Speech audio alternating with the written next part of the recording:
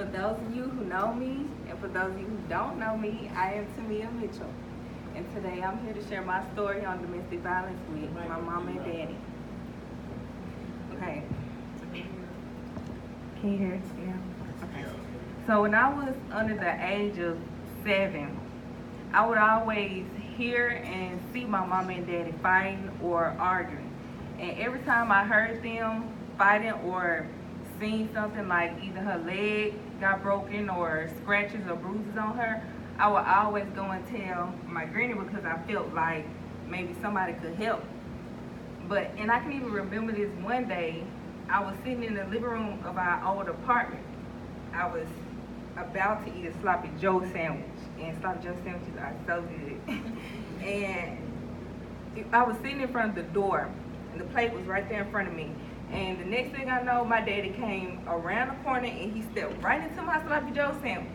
And I started crying because, I was gonna eat that. And my mama fixed me another Sloppy Joe sandwich and set it right back in the same place.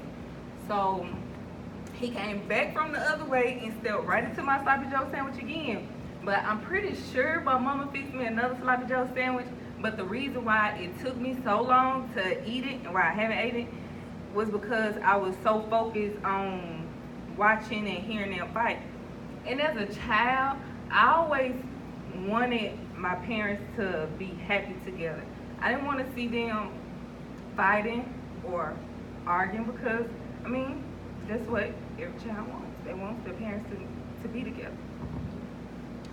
So as time continued, the fighting and arguing was consistent until this one day, I woke up to no fighting or arguing. So I'm about to take y'all away from today, which is Tuesday, October 8th, and I'm gonna take y'all back to October 3rd, 2003. When I was the 7-year-old Tuki, and my sister was the 3-year-old Nuki. And that's still our nickname, but that's just how old we were then. So my sister came in the living room while I was laying on the lit out couch bed, and she was like, Tuki, wake up. My mama got ketchup all over her. So I got up. I didn't hesitate anything. I walked right down the hallway, and I looked to the left.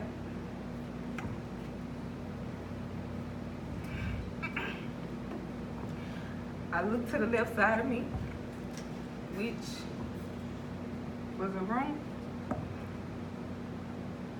And my daddy was on top of my mama with a knife in his hand. And I looked at my mama, and I could tell that she was,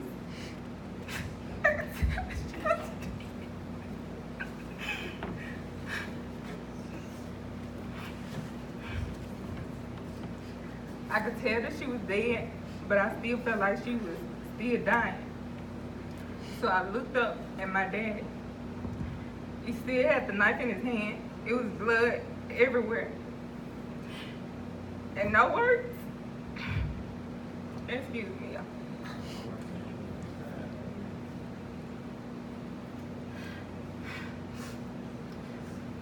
No words were exchanged.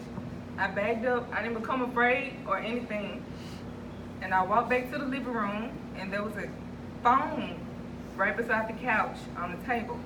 So I grabbed the phone and I called my granny because she was, I would tell her everything, and I always was told that if I called the police, we would get taken away and nobody would ever see us again. So after I hung up the phone and told her what happened, I stepped back to the middle of the floor, and my daddy came in the living room, and he cut himself with the knife, and he went and stuck his head inside the fish tank. Yeah, the fish tank. Stuck his head inside the fish tank. And it felt like I was in a movie or a trance or something. Like it was wild. And the only thing I remember after that was sitting in the back of the police car being asked 1,000 questions. But y'all wanna know one thing though? That morning, which was a Friday morning, I still went to school. And a lot of people wonder, like, why did you still go to school after, witnessing that? Well, first of all, I'm a child, and I mean, I knew what I had just seen, but it's like God wouldn't let it affect me how everybody thought it should have affected me. So, and it's also like I had to be the one to have strength in everybody else's weak moments. Now, don't get me wrong, I still have my weak moments when I wish that things could have been a certain way. I wish I still had both of my parents, but in that weakness, in that weak moment, I find my strength. And my strength is creating. I create, I paint, and I draw my clothes that you see me wearing now. Because it's like it unites me back to my childhood when I had both of my parents in my life. So I just want to tell anybody who's dealing with a domestic situation, don't be afraid to get out of it. Don't be afraid to seek out, because if you don't, you'll either end up being in two places, whether you are the victim or the attacker. You end up being in the graveyard for the rest of your life, or you'll be in a jailhouse for the rest of your life. And I know nobody wants those things. Everybody deserves to be free. And I still love both of my parents to this day. My dad also, even though I know what he done, but I just feel like situations doesn't define who we are. It doesn't define me. My situation doesn't define who I am, because that is what made me. And to anybody who is dealing with something other than domestic violence, you are not your situation. You are stronger than that situation.